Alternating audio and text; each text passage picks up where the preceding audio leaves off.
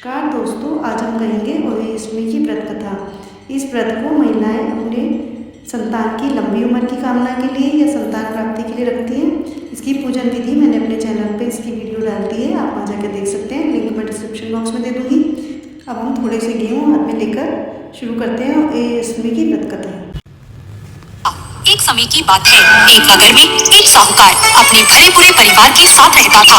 उसके 7 बेटे, एक बेटी और 7 बहुएं थी। साहूकार की बेटी दिवाली पर अपने ससुराल से मायके आई हुई थी। दिवाली पर घर को लीपना था, इसलिए सारी बहुएं जंगल से मिट्टी लेने गई। साहूकार की बेटी भी अपनी भाभीयों के साथ चल पड़ी। साहूकार की बेटी जहाँ मिट्टी खोद रही थी, उस स्थान पर साहू अपने बच्चों के साथ रहती थी। मिट्टी खोदते हुए गलती से साहूकार की बेटी की खुरपी की चोट से साहू का एक बच्चा मर गया। इस पर क्रोधित होकर स्याहू ने कहा, मैं तुम्हारी कोख बांधूंगी। स्याहू के वचन सुनकर साहूकार की बेटी अपनी 7 भाभीयों से एक एक कर विनती करने लगी कि वह उसके बदले अपनी कोख बंधवा ले। सबसे छोटी भाभी अपनी ननद के बदले अपनी कोख बंधवाने के लिए तैयार हो गई।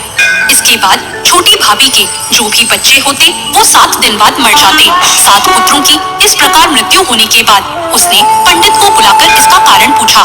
पंडित ने सुरही गाय की सेवा करने की सलाह दी। सुरही गाय सेवा से प्रसन्न हो जाती है और छोटी बहू से पूछती है कि तू किस लिए मेरी इतनी सेवा कर रही है और तू मुझसे क्या चाहती है? जो कुछ तेरी इच्छा हो वो तू मुझसे मांग ले। साहूकार की बहू ने कहा, स्याहू माता ने मेरी कोख बांध दी है, जिससे मेरे बच्चे जीवित नहीं बचते। अगर आप मेरी कोख स्याहू माता से खुलवा दें तो मैं आपका उपकार मानूंगी। गाय माता ने उसकी बात मान ली और उसे लेकर 7 समुंदर पार स्याहू माता के पास चल पड़ी। रास्ते में थक जाने पर दोनों आराम करने बैठ गए। अचानक साहूकार की छोटी बहू की नजर एक ओर गई। वहाँ उसने देखा कि एक सांप गरुड़ पंखनी के बच्चों को डसने जा रहा है। यह देखते ही उसने उन बच्चों को बचाने के लिए उस सांप को मार दिया। थोड़ी देर बाद गरुड़ पंखनी वहाँ आ जाती है और खून बिखरा हुआ देखकर उसे लगता है कि छोटी बहू ने उसके बच्चों को मार दिया है। इस पर वह छोटी बहू को चोंच मारना शुरू कर देती है। छोटी बहू गरुड़ पंखनी से कहती है कि मैंने तुम्हारे बच्चों की जान बचाई है।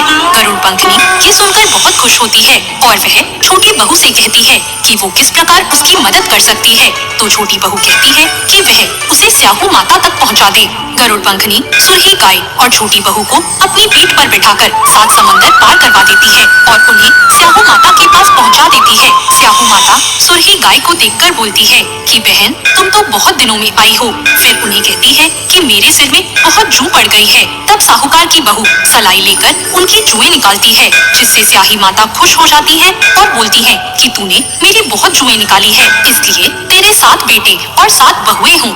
तब बहू बोलती है कि माँ, मेरे तो एक भी बेटा नहीं है, 7 कैसे होंगे? स्याहू माता पूछती है, क्या बात है? तब बहू बोलती है, आप वचन दो तब मैं बताऊं। तो स्याहू माता उसे वचन दे देती है। तब बहू कहती है कि आपने मेरी कोख बांध रखी है, मेरे बच्चे नहीं जीते।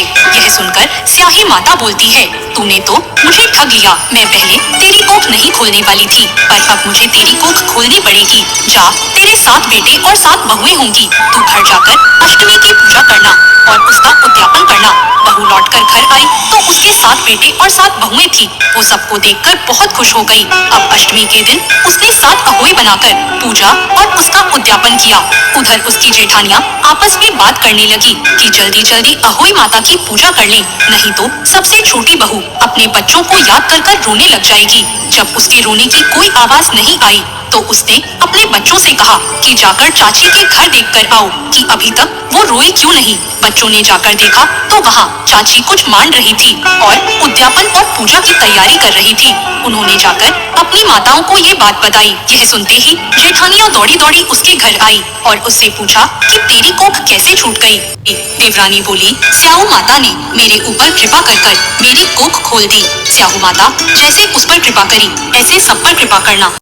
ये कथा सुनने के बाद हम जो गेहूँ हाथ में होंगे उसे एक चुनरी में या अपने जो सिर पे साड़ी पहनी हुई है उसके पल्लू में बांध देंगे इस तरह से।